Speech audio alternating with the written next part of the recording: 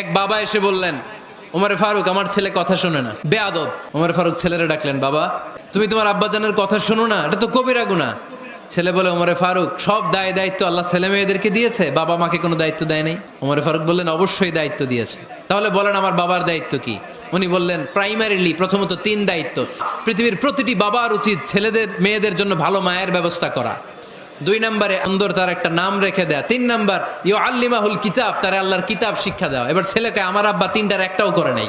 এবার ওমরে ফারুক রেগে গেলেন, বাবার কাঁধে ধরলেন, বললেন তুই ছেলের জন্য বিচার নিয়ে আসলি, তোর 3টা দায়িত্বের একটাও তুই পালন করিস নাই। ছেলে বলে, আমিরুল মুমিনিন আমার মা নর্তকী, আমার মা মাজুসি, আমার মায়ের মধ্যে কোনো আদব কাদব নাই, সুন্দরী দেখে আমার মারে বাবা বিয়ে করছে, আমার মায়ের কাছ থেকে জীবনে কিছু শিখি নাই।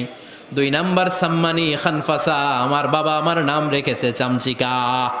আমিরুল মুমিনিন শুধু তাই না, আল্লাহর কোরআনের একটা অক্ষর আমার বাবা কোনোদিন আমারে শিক্ষা দেয় নাই। ওমর ফারুক রেগে গেলেন, এবার বাপের কান্দে দইরা মারতে শুরু করলেন, তুই পোলার নামে বিচার নিয়ে আইছিস, তোরে মার দিমু আগে।